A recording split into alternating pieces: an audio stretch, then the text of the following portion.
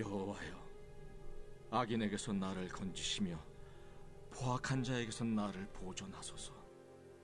그들이 마음속으로 악을 꾀하고 싸우기 위하여 매일 모이오며 뱀같이 그 혀를 날카롭게 하니 그 입술 아래에는 독사의 독이 있나이다. 여호와여, 나를 지키사 악인의 손에 빠지지 않게 하시며 나를 보존하사 포악한 자에게서 벗어나게 하소서. 그들은 나의 걸음을 밀치려 하나이다. 교만한 자가 나를 해하려고 올무와 줄을 놓으며 길 곁에 그물을 치며 함정을 두었나이다. 내가 여호와께 말하기를 주는 나의 하나님이시니 여호와여, 나의 간구하는 소리에 귀를 기울이소서 하였나이다. 내 구원의 능력이신 주 여호와여, 전쟁의 날에 주께서 내 머리를 가려주셨나이다. 여호와여, 악인의 소원을 허락하지 마시며 그의 악한 꾀를 이루지 못하게 하소서. 그들이 스스로 높일까 하나이다. 나를 에워싸는 자들이 그들의 머리를 들 때 그들의 입술에 재난이 그들을 덮게 하소서. 뜨거운 숯불이 그들 위에 떨어지게 하시며 불 가운데와 깊은 웅덩이에 그들로 하여금 빠져 다시 일어나지 못하게 하소서. 악담하는 자는 세상에서 굳게 서지 못하며 포악한 자는 재앙이 따라서 패망하게 하리이다.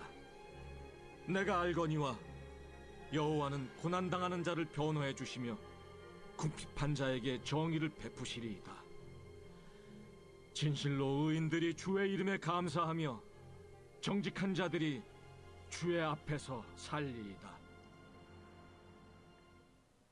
악인의 위협에 대한 보호를 간구하는 내용이 소개되고 있습니다. 139편에서 원수에 대한 말이 있었습니다.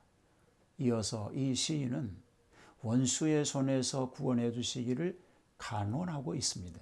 그러므로 서로 연결되어 있는 다윗의 시인 것이 인정되는 것입니다. 자, 1절에서 5절 말씀은 구원을 위한 기도가 나옵니다. 여호와여, 악인에게서 나를 건지시며 포악한 자에게서 나를 보존하소서라고 기도하기 시작합니다. 여기에 소개되고 있는 악인이나 강포한 자는 모두 시인의 생명을 해하려고 하는 여러 가지 일들을 도모하고 있는 자들인 것입니다. 그들이 음모하고 획책하는 악한 일들은 중심에 해하기를 꾀하는 것이고, 싸우기 위하여 매일 모이고 뱀같이 그 혀를 날카롭게 한다라고 말하고 있습니다. 이런 악한 계략에 빠지지 않도록 나를 건지시어 나를 보존하소서. 이런 내용이 쭉 4절, 5절에 소개되죠. 나를 지키소서. 악인에게서 벗어나게 하소서. 올무와 굴과 함정은 모두 남을 해하려고 비밀히 설치하고 있었던 무기들이지요. 이런 흉기로 남을 해하려고 하는 것은 잔인의 간악을 천부한 일입니다. 매우 중한 죄가 되는 것입니다. 이런 모든 모함에 빠지지 않도록 지켜달라. 이렇게 기도하고 있습니다. 자, 6절부터 8절은 필요시에 도우시는 여호와께 호소하고 있습니다.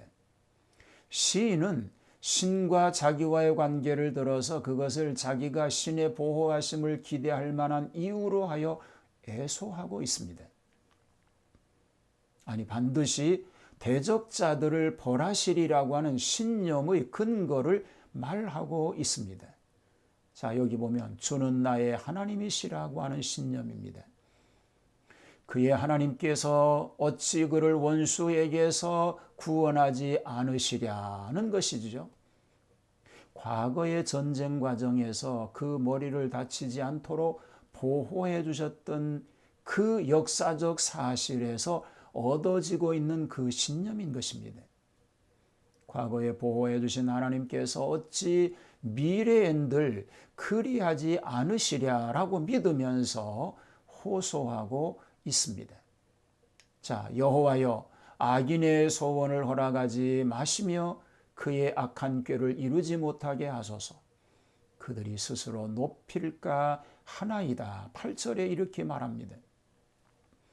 이 악인의 소원이라고 하는 것은 그들 자신에게나 다른 사람에게나 한결같이 해로운 일들입니다.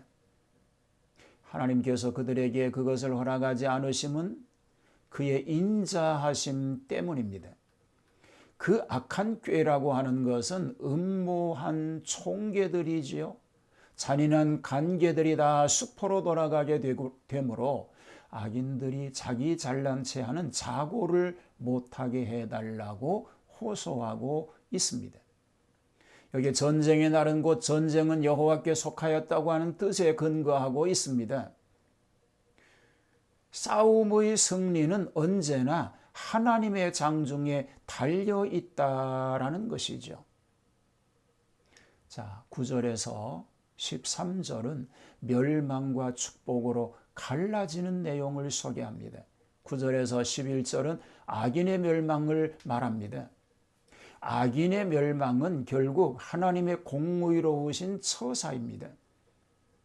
그런 거로 하나님의 공의가 이루어지기를 호소하였는데 저희 입술의 해가 저희를 덮고 뜨거운 수풀이 저희에게 떨어지고 불덩어리에 빠져 일어나지 못하고 악담하는 자는 굳게 서지 못하고 강포한 자에게 재앙이 따를 것이다 라고 하는 것이죠.